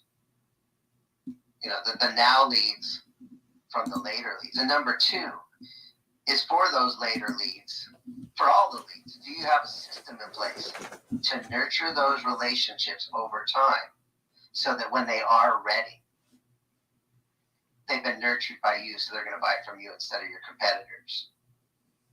So lead generation is important, but this whatever your follow-up process is afterwards, it's also make or break. Back to you, Jay. That is so unbelievably true and so well put, Joe. Again, if you don't have a process, if you don't have a system that you can duplicate, yeah, give me the round of applause. I love it. If you don't have a system, a process that you can not only utilize, but that you can replicate over and over and over again, then you're going to struggle. I like to tell my clients and my students all the time that, complexity does not scale. Simplicity scales. So the way that plays in here is if you're trying to do something that involves multiple moving parts and, I'm just going to wing it over here and I'm going to wing it over there and I'm going to say what I think I need to say over here. And then when this happens, I'll say what I think I need to say there. That's not a system. That's not a process. That's, disorganized. That's chaos. And we don't want even organized chaos. We want controllable. We want replicatable, duplicable. We want simplicity so that we can scale. So to Joe's point, if we build out a process that says, okay, here is the customer journey. If you don't know your customer journey, let's get on a call. Let's figure that out. All right. But if you know your customer journey, okay, here's where they come from. Here's how I get them into my funnel. Here's the next step and the next step and the next step. And then I want them to do this and then this and then this and then this. And if they bounce out somewhere, if they don't complete this step, then I need to have another tree, another branch coming off of that. Okay, they didn't do that step. Now what? I want to do this. I want to send them that. I want to give value here. I want to nurture here, whatever the case is. But it is so easy to put together a process, a funnel, if you will, with a landing page that leads you to one conclusion, one call to action. And with email marketing tied to it, automated, so that as soon as you enter that stream, as soon as you take me up on that offer, you're immediately going to be added to this email sequence. I don't have to manually do anything. It's that process that lends us the consistency that we're looking for, the credibility that we're looking for, the professionalism that we're looking for. It's all right there.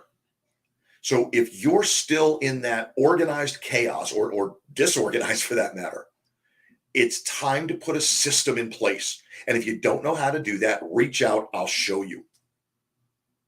Okay. You've got to put that process together so that it's easy to duplicate, so that it doesn't matter if you have one lead coming in or 100. You're handling them all exactly the same way. They're all getting the exact same message, branded the exact same way. And if they fall out of your funnel over here, can I add them to another funnel? Can I bring them to the next step? What is the next step? What is that going to look like? What's the alternative to what I was trying to get them to do? How do I get them back into the sequence? Nurture, nurture, nurture, providing value. All of that is the way. So again, if you haven't got that, there's also, I think it was Mozart that said, music isn't just the notes, but what happens on, in between the notes. Right. And that, we have I generate a lead and then I follow up with them. Okay. Well, once you generate a lead, like what happens in the meantime? What's the first automated email that goes out? You schedule an appointment with somebody. Is there a reminder that goes out that sets the frame? So, we need our step-by-step process, and we also need to pay attention to the nuance of each step and what goes on in between each step. The timing, I think our immediate follow-up our first follow-up should be immediate, but, you can go too fast and you can go too slow. So are you playing staccato, or are you playing, adagio? Are you playing, what's your tempo? Because these are important things. Jay Abraham used to talk about, insurance process. It was a 17-step process, and they would get really reliable results. And he said, if you shortcutted any one of those 17 steps, the numbers would diminish significantly. And so really codify your process, really break it down, and make sure that it covers, here's a little thing. This is pretty amazing. Like in chat, you do something called the drop. Now, what's the drop? Okay. Hey, how's it going? Then you ask a question, you have some kind of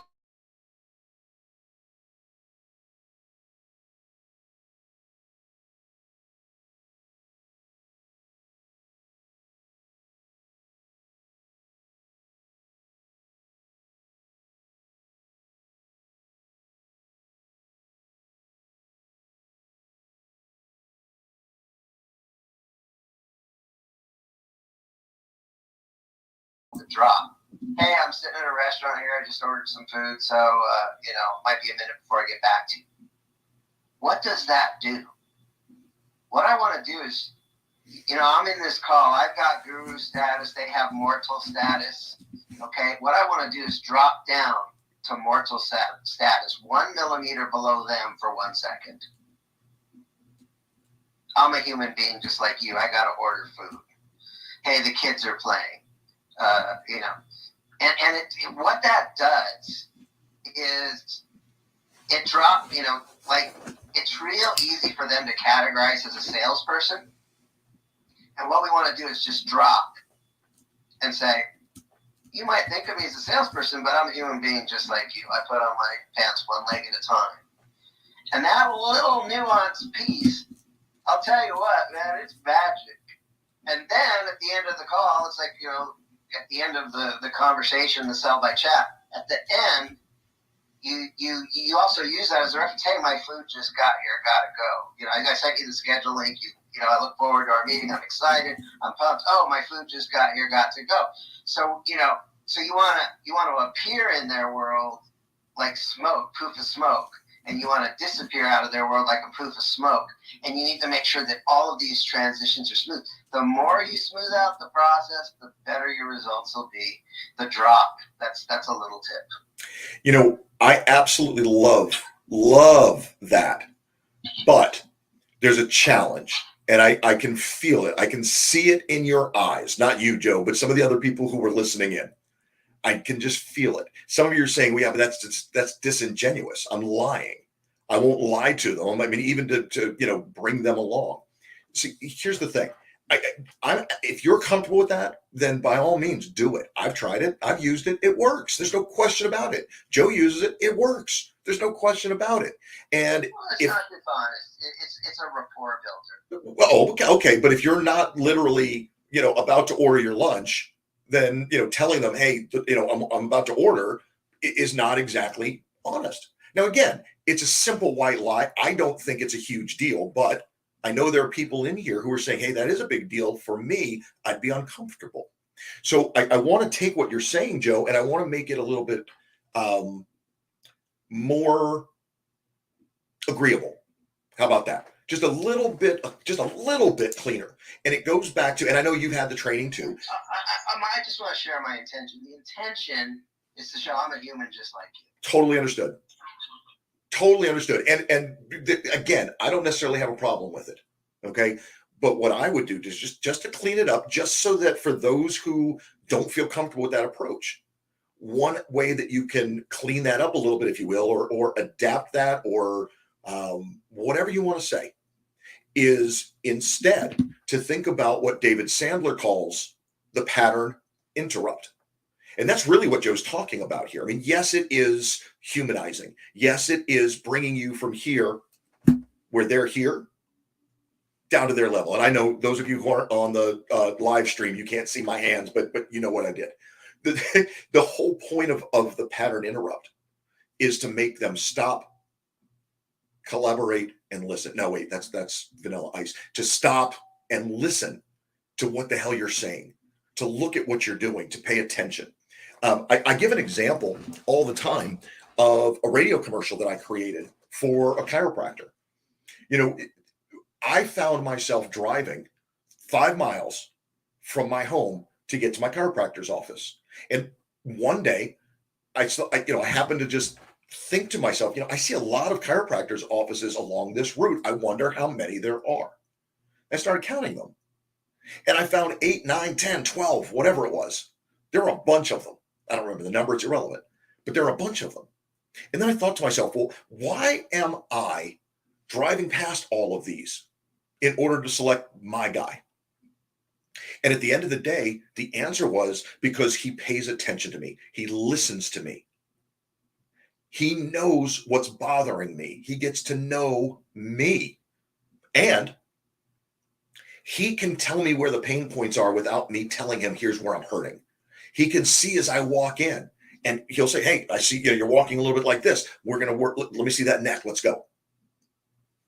Right? So when we created a radio commercial for him, what we did is we started with 3 seconds of silence. Now think about what that does.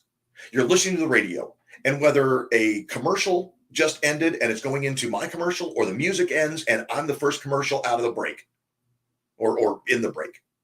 Either way, there's something going on and you're paying attention to it halfway, kind of unconsciously. And then all of a sudden there's 3 seconds of silence. What do? Everybody in here just thought the same thing. I go to touch the volume. I go to tweet. I mean, is the volume too low, right? Everybody goes to adjust the volume. Well, something must be wrong. What I've done is I've taken you from this unconscious state of there's the radio in the background to this incredibly conscious state of, whoa, hang on a second. Stop what I'm doing. Pay attention to this. There's something weird going on. And then instead of the yelling and the screaming and the canned voice, the big voice of all of the commercials that you hear on all the car ads and all of that, it was my voice, calm, simply saying or asking, how's your back feel right now? You're probably in the car or at the office listening. You've been sitting for a while. Move your back around a little bit. Move your neck. Move your shoulders. You feel that? What I've done is I've made them now focus on my voice, and my question is making them focus on their body and the pain that they forgot they had, the pain that had subsided because they just weren't paying attention to it. Now all of a sudden it's exacerbated, and they're paying attention to it because we've interrupted the pattern. It's not just song, song, song, ad, song, song, song, ad. There was this silence. And the voice was different, and the tone and the tempo were different. And the next part of the ad was simply, I know how you feel. I felt the same way. And then I went to the chiropractor. Here's his name, here's his number, call him, let's get you in for an appointment, and let's see. Let's just find out if we can help you. No guarantee, but let's find out. And it was that simple. It wasn't we're the best, we're awesome, we're great, you're gonna love us. It wasn't all that crazy, ad speak nonsense. It was super low, super quiet, super calm. And that broke the pattern as well. And I'll tell you, it's funny. I was watching, I don't even remember what the heck I was watching. I was watching it might have been the Grammys. Hell, I don't know. Doesn't matter. I was watching something on television and a commercial came on and it was dead quiet for a second and then a phone ringing. Not a cell phone, but a home phone. If anybody remembers landlines, it was a landline ring. And I went from really not paying attention to looking at my phone because it was, there was a commercial on and I wasn't paying any attention to it, to all of a sudden there's a phone ringing. And bam, my attention went straight to the television.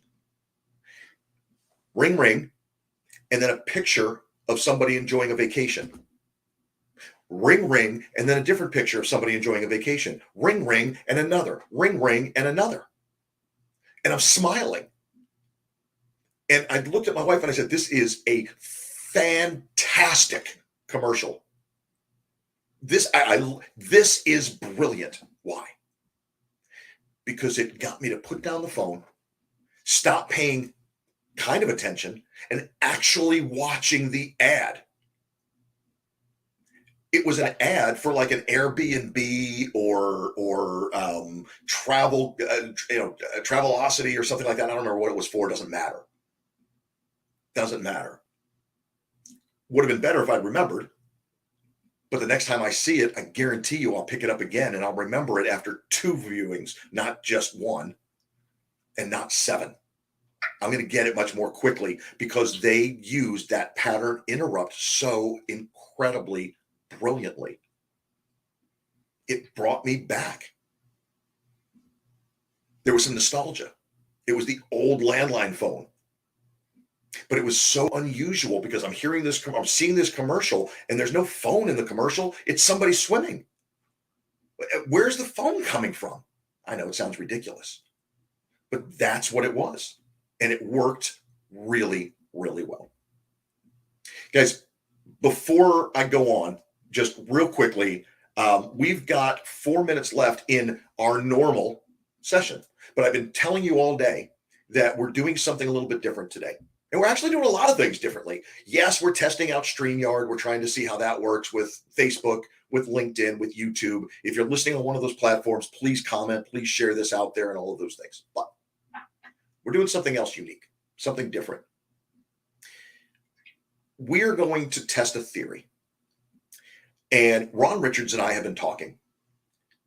And he's got a really brilliant idea that he would like to share with you. And so what we're going to do today and for the foreseeable future, we're going to extend the Fight for Your Business Club by 1 hour. This room will be now from 11 a.m. until 2 p.m. Okay?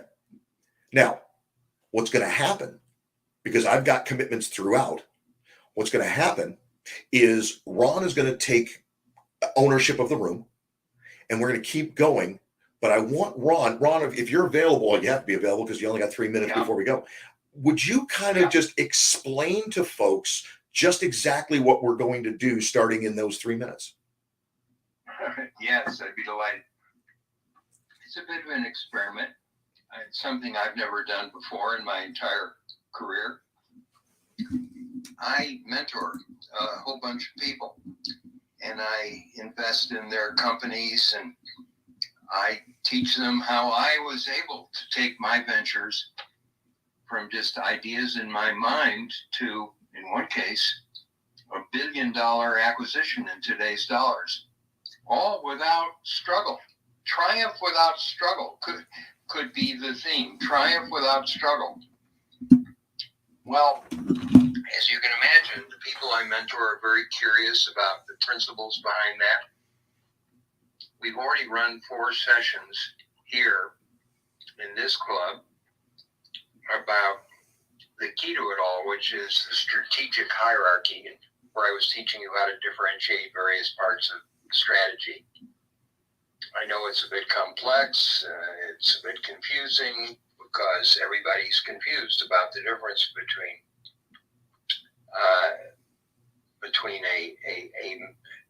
the qualities of a great venture, the purpose of a venture, the strategies that make the venture work, the sub-strategies by area,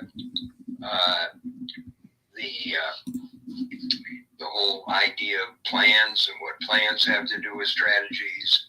What about policies and procedures and processes and administration?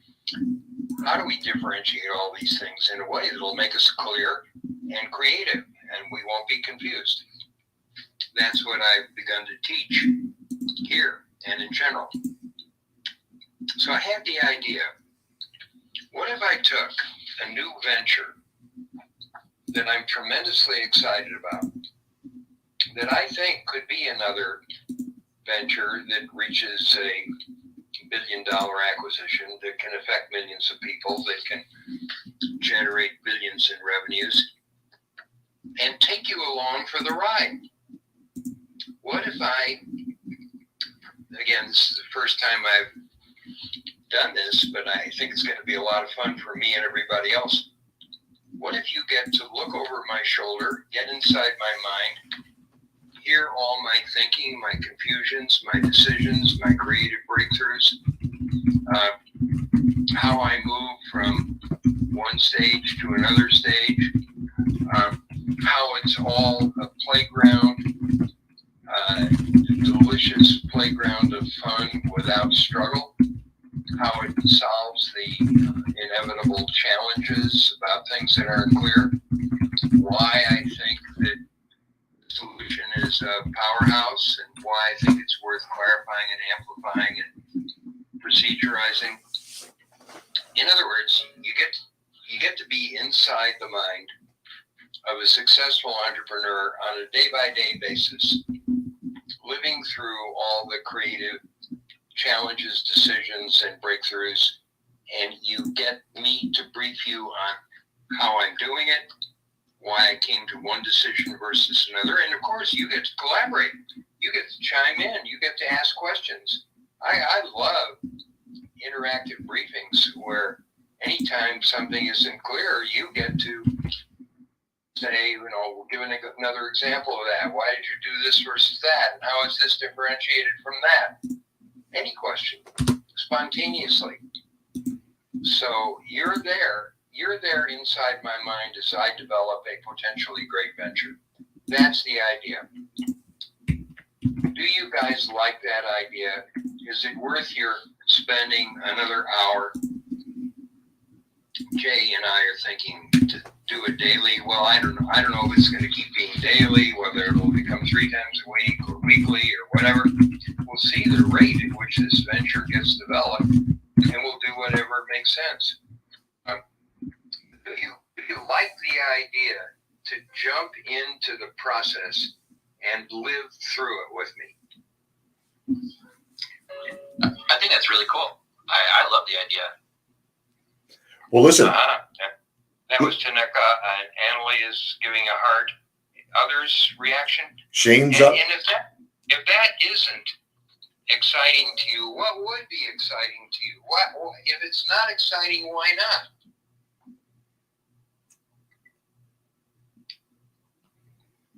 Listen, I think we've got a heart from Annalie. We've got a heart from Tanika. Shane says it's a great idea. Let's do this. I'm going to go ahead and put a cap on today, but we're still going. For those of you who are listening in on Clubhouse, handing the reins over to Ron. He's going to take us the rest of the way. And for those of you who are watching the live stream in our Facebook group or LinkedIn or YouTube, by all means, make sure that you go into the chat. I just posted the short URL so that you can get over to Clubhouse and listen to Ron as he takes us through the next hour or so. And Anna Lee, if you would put the Facebook link up there, just because now that I've talked about it, people might want to know how to join us on Facebook.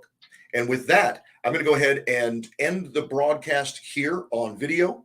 And Ron, I'm going to turn the controls of the room over to you, my friend. And let's have it. Let's have a great day. Okay, good, Jay.